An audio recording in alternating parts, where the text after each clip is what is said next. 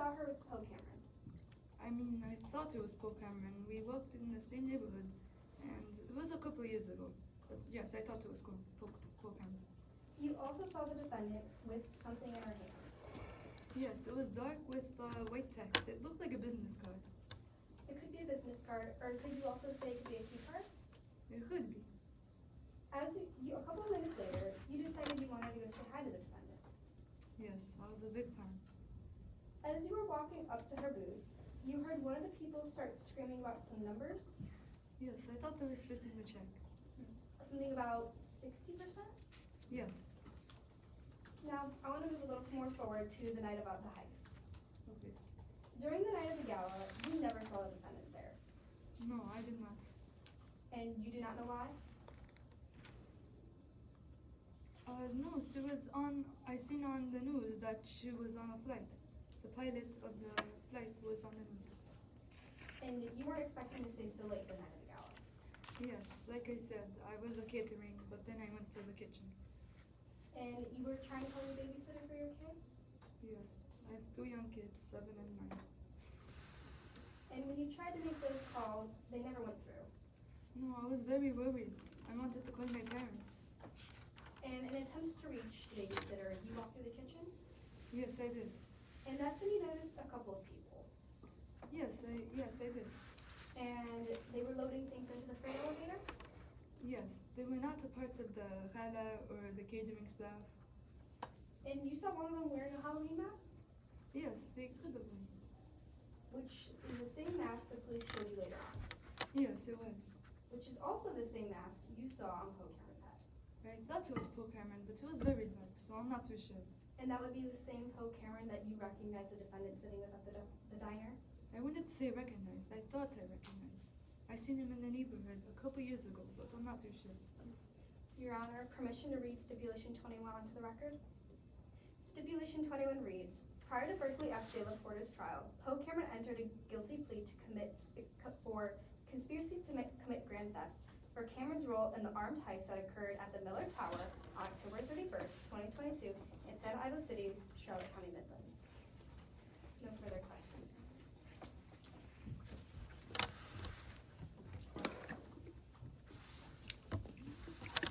Thank you, Ms. Orlov. Merci. Does the defense have any more witnesses? Yes, Your Honor. We call Amari Abbey to stand.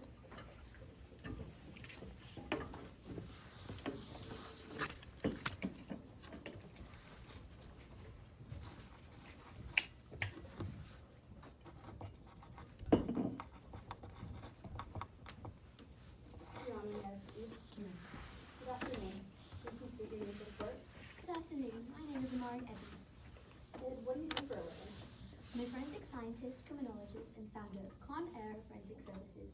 I aid litigants requiring expertise in crime analytics, forensic services, investigation procedures, and more. What educational background do you have? I have a Bachelor of Science degree in Actuarial Science and Criminology, as well as a Master's degree in Forensic Science and a doctorate in Clinical Psychology. What's your history in forensics? I've had many jobs in forensics. I worked at the Santa Ivo Science Unit, where I worked as a lab technician, as well as a clinical at the Midland State Forensic Hospital, where I work with patients experiencing severe mental crises, and at the same time, I was an investigative advisor. Why are you here in court today? I was hired in court today to analyze the investigation of Berkeley F. De La Porta. Did you use a method in today's case? Yes, my method was document review. Did you reliably apply this method? Yes, I've used it many times in the past, and it's a golden method in my field. What documents did you have access to while you were reviewing this case? I had access to all exhibits, evidence, and affidavits reviewed and collected by Agent Berg, as well as his report and affidavit of Berkeley De La Porta. Can you walk us through your examination of those documents?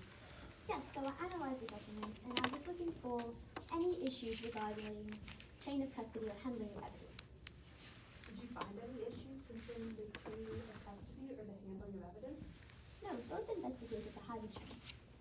Although there were no issues concerning the chain of custody or the handling of evidence, was there anything else in these documents that made you suspicious of this investigation? Yes, concerned me that Agent Burke only focused on Berkeley Della Porta, I became concerned that he inappropriately targeted him. What would you call this? We call this confirmation bias. Can you explain to the court what confirmation bias is? Yes, so confirmation bias is something that unfortunately many investigators fall victim to. It happens when an investigator has such a strong urge to solve the investigation and have that satisfaction that they focus on only one suspect. And what happens is they take any evidence or information as proof of that suspect's guilt, even if it's not necessarily proof. This is very, very bad and can make the investigator very biased, and it can convict innocent people. What in Agent Burke's reports made you believe that he might have confirmation bias? So in his report, I noticed that he said he immediately knew who the perpetrator was, referring to the Morrison mastermind after reviewing the footage of the heist. This concerned me because of how quick he was to suspect it without even knowing that Morrison paintings were stolen. Why did that stand out to you? This stood out to me because, well, originally, Burke wasn't even on this case. He wasn't an investigator that was following this investigation, and after he saw a video of this, he knew immediately who the Morrison mastermind was and then inquired to be on the case. What do you mean by that? So, what I mean by that is, in the footage, it showed from the exhibit and from Burke's report that it started when the robbers exited the helicopter to when the police came. In Burke's report, he focused on how you couldn't tell what the robbers looked like, what they were wearing, their costumes, the fact that they exited the helicopter with a key card, and their use of cell jammers. What did this footage show? This footage showed, or what Burke was able to conclude, was that the Morrison mastermind was behind all of this. Why did Agent Burke suspect that the mastermind was behind all of this? So that was what I was a bit confused on. He thought, after reviewing the footage, that it was someone on the inside who was a part of the heist, which he later thought to be Della Porta. And my concern was that he saw this without even knowing that Morrison paintings were stolen. And in fact, I noticed he even admitted that this didn't follow the exact pattern of the heist because other artifacts were taken. And even his supervisor didn't think that this exactly matched the profile of the Morrison mastermind. Was there anything in Agent Burke's affidavit that would make him more likely to have confirmation bias? Yes, so I did notice that Agent Burke had been looking for the Morrison mastermind for over 5 years. Were there any other reasons? Yes, in fact, he had a lot of money and a lot of resources put into looking for this Morrison mastermind, so he was in need of a suspect. Why would those facts lead Agent Burke to be more likely to have confirmation bias? So this would make Objection, him... Your Honor, improper expert opinion. I just asked an opposing counsel lay down the method that the witness uses to determine Agent Sharbert's report, or conclusions of Agent Sharbert's report. Response. Your Honor, we have laid the foundation that this expert witness is well educated and has been able to review all of these documents using a very reliable method. The foundation has been laid. I agree, we don't vote. Would you like me to restate my question? Yes, please. Why would these facts lead Agent Burke to be more likely to have confirmation bias?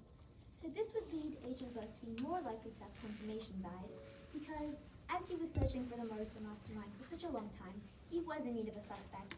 And I did notice that once he found a lead on Della Porta during the dive of the black market, a singular lead, he only focused on Della Porta and no one else because he was in need of a suspect. What could you conclude from these documents? I was able to conclude that... Objection, Your Honor, improper expert witness. Again, I asked that the opposing counsel lay down the foundation of the method that Dr. Evie used to make this conclusion.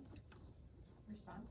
Your Honor, we have laid down the fact that this expert witness has reviewed all of these documents using the method of document review. This expert witness is highly educated and has had a very long history in forensics. I'm going to tend to agree, but please feel free to cross on the method as you see fit. What were you able to conclude from these documents? Yes, so as I was saying, I was able to conclude that Della Porta may have been inappropriately targeted by Agent Burke. What can you determine after reviewing all of these documents and all of this information? Yes, so I noticed that although it's entirely possible for Berkeley Della Porta to be innocent in this case, as any case like this was not something Agent Burke ever even considered. As the statement innocent until proven guilty, this made him highly susceptible to confirmation bias. What do you believe the best practices would have been in this case?